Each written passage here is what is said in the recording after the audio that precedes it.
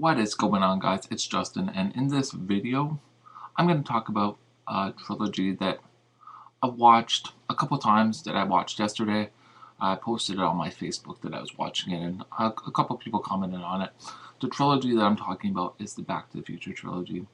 Of course, it consists of 3 videos starring Michael J. Fox and Christopher Lloyd, and it's a movie that talks about time travel through using a DeLorean. If you guys don't know, a DeLorean was a car that was introduced in 1981 and 1982, and it's currently out of production and stuff like that.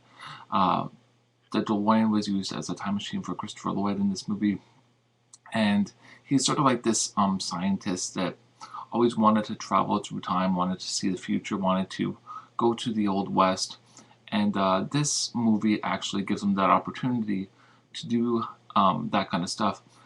Michael J. Fox's character in the movie is a teenager that befriended Christopher Lloyd's character, who ends up going to the past accidentally because he's in this car chase sort of situation, and he starts, mixing up his current, I guess, his present day events with the events that would have transpired that to make those events happen.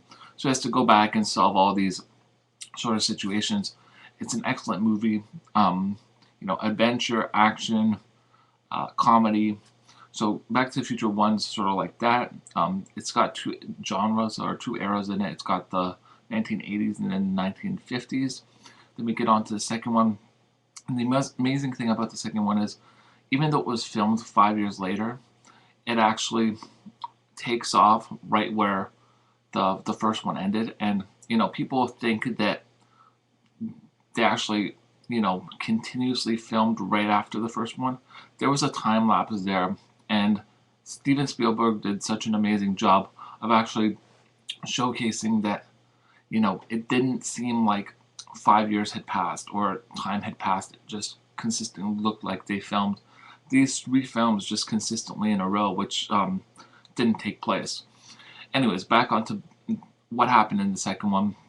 Basically, there's a situation with Michael J. Fox's character's kids in the future, so he has to go with Doc, who's played by Christopher Lloyd, to the future to help solve these problems with his kids. And once again, similar to the first one where he's fixing problems from the 1950s, he ends up fixing problems from the future. And certain events happen in the future that actually change the events that are happening present day in 1985.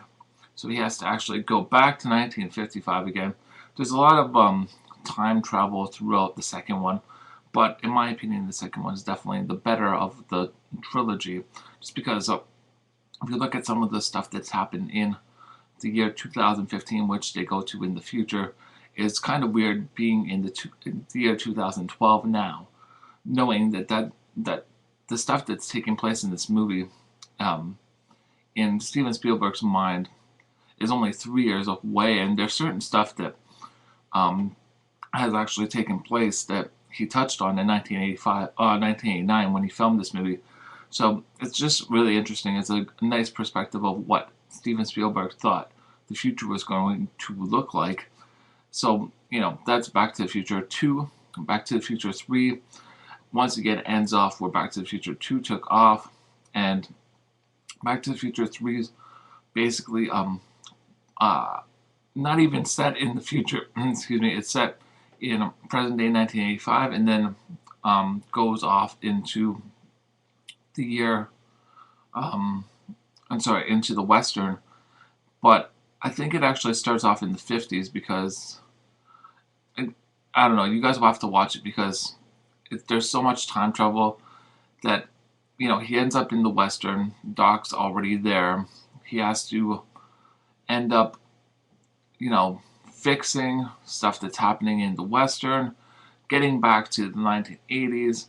Just, in my opinion, number 3 was the lacquer of the trilogy, but also, an amazing movie just based on the time span, I guess, that took place in it, because it was different than the first two. The first two were set in certain, um, you know, eras, I guess, because 1950s, 80s, and then the future, 2015.